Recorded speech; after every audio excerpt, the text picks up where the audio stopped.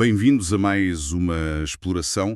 Hoje vamos debruçar-nos sobre uma tensão que sentimos quase diariamente, acho eu, neste fluxo de informação. Sim, aquela linha que às vezes nem se vê bem, não é?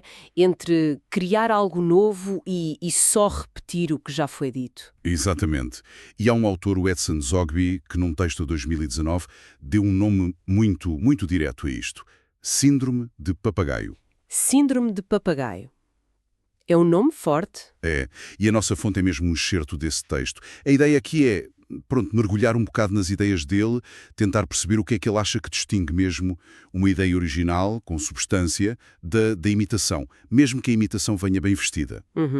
Que é um desafio hoje em dia, com tanta coisa a circular. É verdade. Vemos citações por todo o lado, online, offline, ideias recicladas, mas quanta originalidade está ali por trás?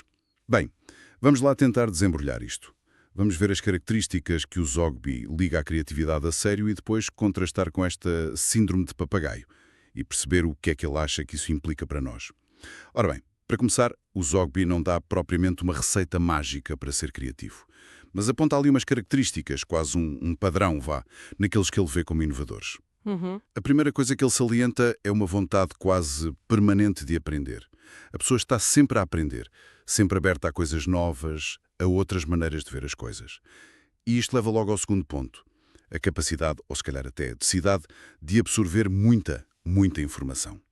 Como as esponjas, não é? Sim, como esponjas intelectuais, a absorver dados, experiências, o que vem à volta. Mas, e aqui é que está o ponto-chave, para o Zogby o terceiro elemento é a devolução. Isso tudo que entra não fica só lá dentro. Certo. É processado, é trabalhado internamente e depois devolvido ao mundo.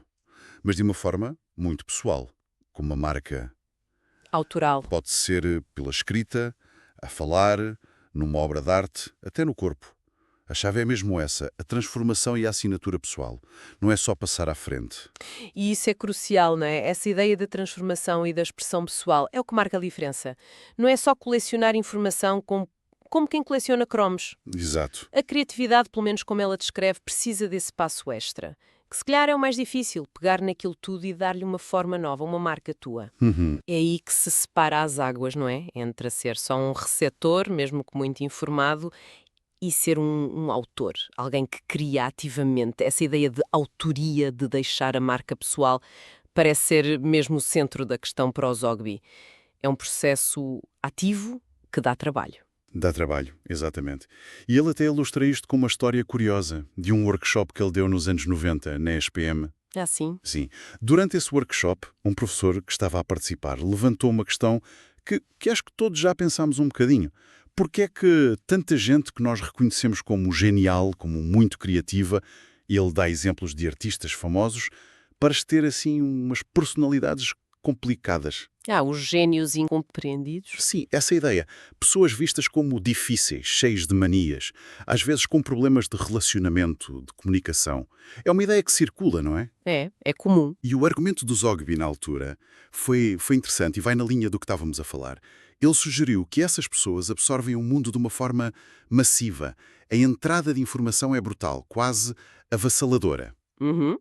Mas depois, a saída, a maneira como eles expressam o resultado desse processo todo, é muito específica, muito filtrada pela individualidade deles. Certo, muito própria. E segundo ele, é mesmo essa especificidade, essa coisa única na expressão, que torna o trabalho deles, seja arte, ciência, o que for, tão marcante.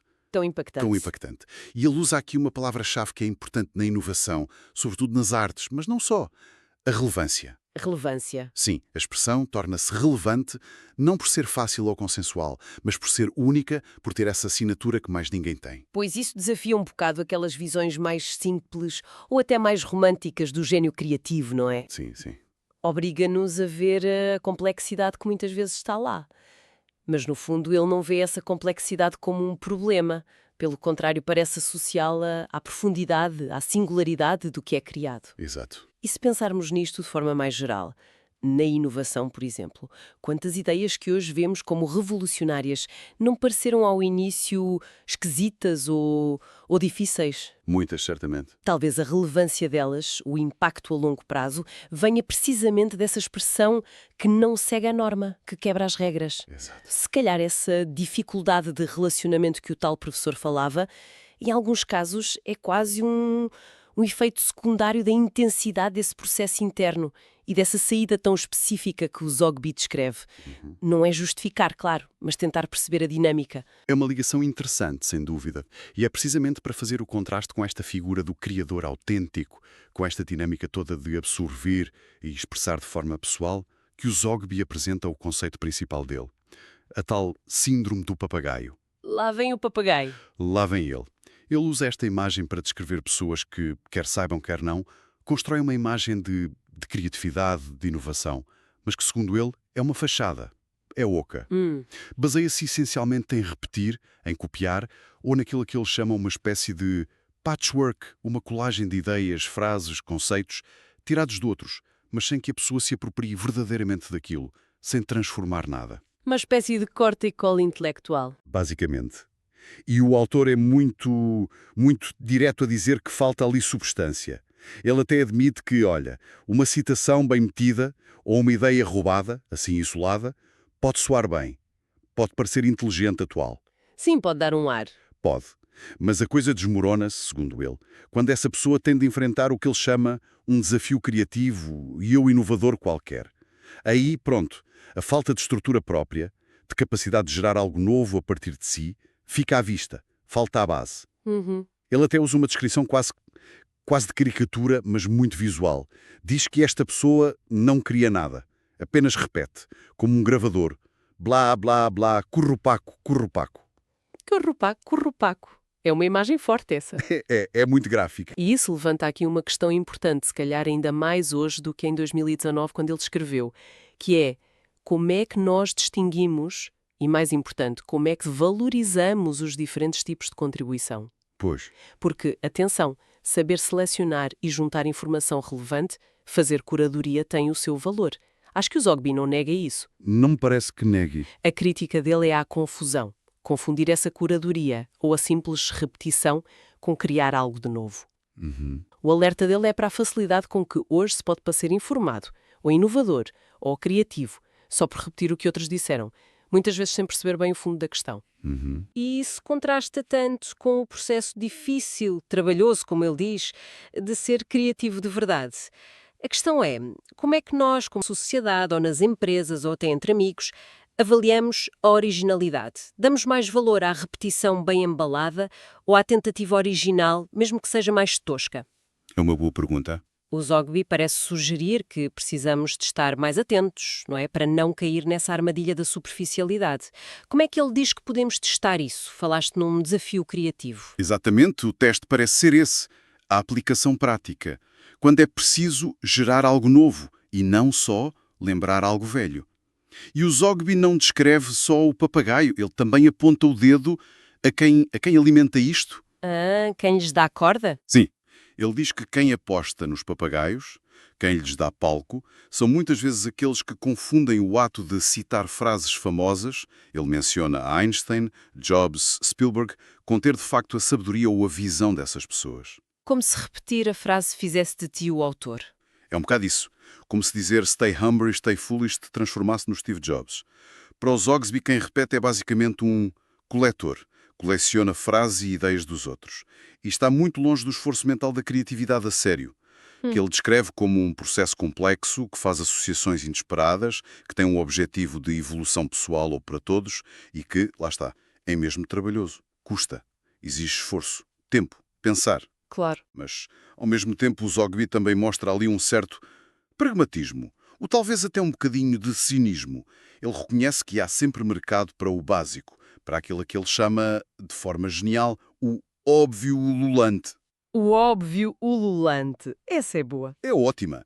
Ele sugere que vai haver sempre gente disposta a consumir o que é fácil, o que é repetido, o que não obriga a pensar muito.